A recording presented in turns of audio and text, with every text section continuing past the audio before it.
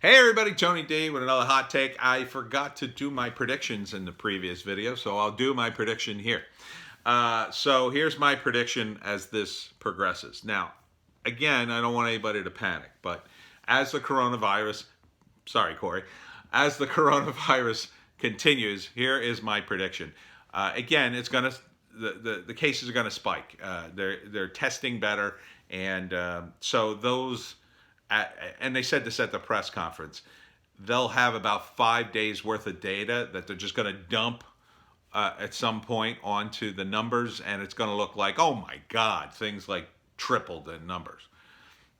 So don't freak out when that happens, number one. Number two, China is not done with the coronavirus. They're lying through their teeth.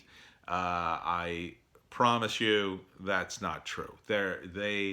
They are probably dealing with literally millions of cases, and at this point they've thrown up their hands and just said, well, it's just going to run through the populace, so we'll just bury the dead and get back to me with the survivors. So they might be sitting on a vaccine for their high ups, but I doubt it somehow. I think most of them either got sick already and survived, or they're isolated and will continue to be isolated. I don't know what they're going to do if they haven't gotten it and they don't have a vaccine. It's going to be quite a predicament for them, and I hope they end up sealed, isolated from the rest of the population for quite some time, because if that's the case, they have no immunity to the virus and won't gain it, and this will burn through the population. And I guess maybe they'll wait until we get a vaccine, and then maybe they'll get their hands on it somehow. But in terms of predictions, here's the way I see things unfolding. So we're probably, because people aren't listening to the quarantines, as I stated in my previous video, they're just going out and today the governor of New Jersey had to shut down nail salons, barber shops, tattoo parlors, places like that.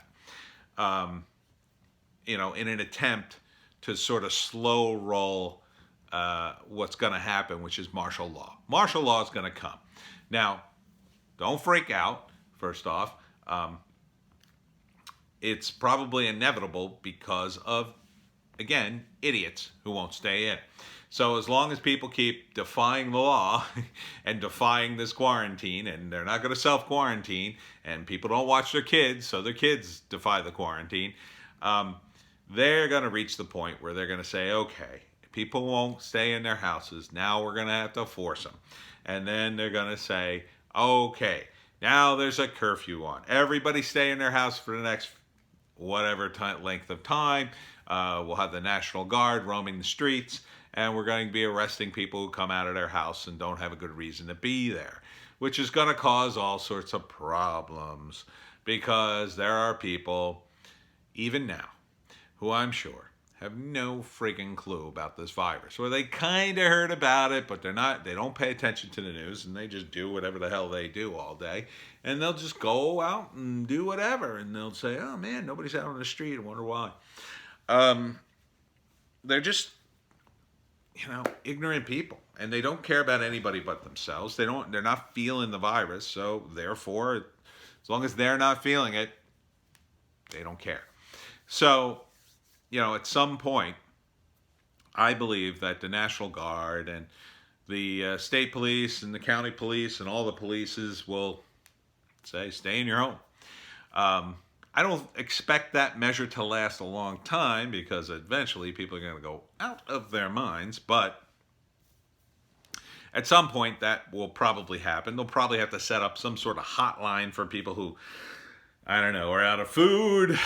At this point, I don't know who that would be. I guess there'd be a handful of people who are so broke that they actually didn't have any food, and they quarantined themselves. They self-quarantined themselves for a while and then ran out, and now they're afraid to go out of their house, or they're incapable of going to get their food, and for whatever reason, the normal, when things are disrupted like this, that happens, right? It could be some 80-year-old guy who normally relies on, a neighbor, let's say, to go get him food, and maybe this neighbor gets sick and he has no way of, he tries to call them, but they're not answering the phone. Turns out they got coronavirus. They're in the hospital, and they've got no way to contact their friend. And, so he just toughs it out and he's sitting at home and he's afraid to go out. And now he doesn't have any food after a few days. And, he goes through his whole pantry and, maybe he starts yelling out the window, hey, can anybody go to the store for me? Stuff like that. I mean, it's possible. Every scenario is possible when you're talking about a country the size of ours. We got hundreds of millions of people here. I'm sure there's a scenario like that. And unfortunately, he may be out of luck. He may freak out and just stay at home drinking water until he starves, or, he may just wait it out until his friend gets out of the hospital 2 weeks from now.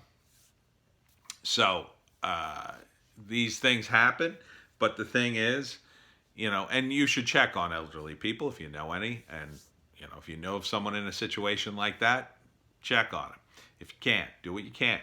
But the thing is, you don't want to go out for that very reason. Just going out is spreading the virus quicker and quicker, and we don't want that now.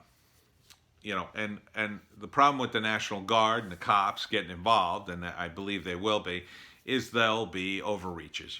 Some National Guardsman will get pissed off and punch somebody in the face or hit him with the butt of his rifle or arrest somebody who's just pissing him off. And then, Lord knows what happens to you when the National Guard arrests you. When things get really bad and there's looting, things get crazy. I don't think we're going to reach the point where people are getting shot by the National Guard, but you never know. I think they will be deployed. I think there might be a couple extreme cases where some stuff goes down, especially since the cops are basically saying, hey, can't help you on that petty crime stuff, but good luck. Which shows you what the cops are really worth when stuff goes down. What are we paying taxes for if these guys are saying, oh yeah, all that petty crime, we can't enforce that. It just goes to show you why you should legalize drugs and prostitution for this very reason. If drugs and prostitution were legal, these guys would have a lot less on their plate, and we wouldn't have so much petty crime to begin with. But the cops are needed to maintain order, and hopefully they won't be overwhelmed by a bunch of angry people trying to raid the ShopRite for food. I don't think that should be the case, at least not in my area. Maybe in some of the more urban districts where they're used to just bringing in, you got to understand what a city is. A city is an urban center where they have to ship in way more food than, they don't really grow any food in the city anymore. Not really, not in any kind of amounts that would make a difference to feed that population. So it's the cities that will start to suffer first, because they may reach a point where they can't bring in enough food fast enough to feed the residents who are already there. Now, that's not going to be the case in most of America. Most of America is not a city. And even the people who are city adjacent, they're on the outskirts. And so they're in more suburban settings, like I am. I'm in a suburban setting. I'm in the suburbs of Philadelphia, kind of, technically. I'm on the very outskirts. I'm like 20 minutes away from Philly, but, I'm in that ballpark range. So people in areas like mine, there'll be a few stores. I have plenty of stores to go to. One of them will have food at some point if things get really tough. But, it's the people in cities that, it's like they deployed the National Guard in New Rochelle. They're going to deploy them in a few other places. I expect them to deploy them in Philly. They're not going to be here, but where I live, but in the suburbs. But they'll be in the very densely populated areas, because that's the places that are going to run out of food. So if you're in a city, like a really densely populated city, I hope you got your food. At some point it may get a little tight. So ration your food. Don't eat like a pig right now. Just eat what you need to get through the day. This is not a time to be, wasting food. It's a time that you gotta, eat what you need, get through the meal, eat the next meal, and just be done for the night. Maybe get a little snack, but don't be crazy. Don't be crazy with your food. Just eat the calories you want to, be full. I've been guilty of overeating, of course. But I also, as a freelancer, I'm very disciplined. So I've been disciplining myself. I'm counting all the cans of food I got to know how many meals I got. I kind of have a ballpark figure of where I'm going to land in terms of food when I got to start running out of certain things. I just ordered some more food online. So, don't panic, but expect the National Guard, especially if you're in a city. Expect the crackdown or the quarantine to get more restrictive. Expect everybody to be home and make arrangements to be home. If you haven't done that yet, I don't know what to tell you. I don't know what you're doing. What are you doing? Make arrangements to be home. Work from home. If you can't work from home, talk to your boss. Like, boss, this is going to be bad. I tried to talk to my bosses that way, but I was kind of low on the totem pole where I worked. So, but they saw the writing on the wall, and I think everybody does. Things are going to close down for a while, and in terms of the post, economic part of all this, I think things will start bouncing back once the virus is over. Hopefully, in around 4 or 5 months, I think most of it will burn it through the population. And probably by that time, we're talking, fall. By that time, they should have a vaccine. Everybody will be taking the vaccine, I'm sure. I'll be lining up for it. I've never gotten a flu vaccine, and this one I'm waiting for. Sign me up. So everybody's going to be getting a vaccine. And, hopefully by then we'll have a handle on it. People will start going back to work. They'll start hiring again. A lot of the places that closed down, they've closed down temporarily. They've closed down because they have no choice but to close down. People aren't going to go shopping for a lot of things. So the moment that this is over, those businesses are all going to try to scramble to open up again and try to get back on their feet and get things rolling. Now, it may take, depending on the business, a few weeks to get it rolling again, because some businesses are dependent on people having money more than others. Real money that you can splurge. So, something like a movie theater or,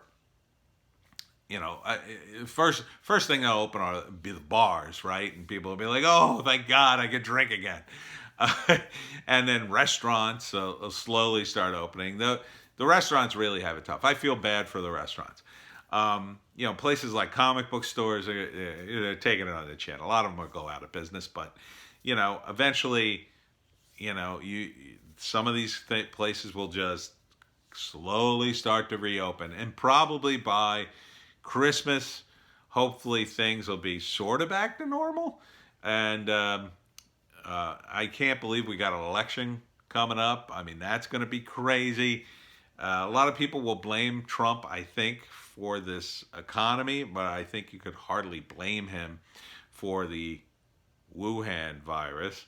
It's not his fault. So, but I do think that it's possible that the draconian measures may not be totally disassembled by then. I think Trump would be unwise not to have things back to normal by the time the election rolls around. But I think he's planning on that, and I think the only way he'd keep them in place if things were really bad by the end of the summer. I think we're going to peak at this. They're saying May, things will peak, and then hopefully the cases will start going down. By that time, they'll be looking at passing out a vaccine, and I'll be able to get out of the house.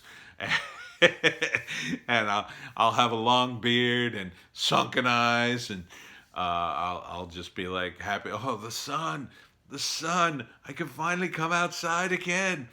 What is the world like after all this time of being inside? Don't worry, quarantine's going to end. Until then, play video games or read my books.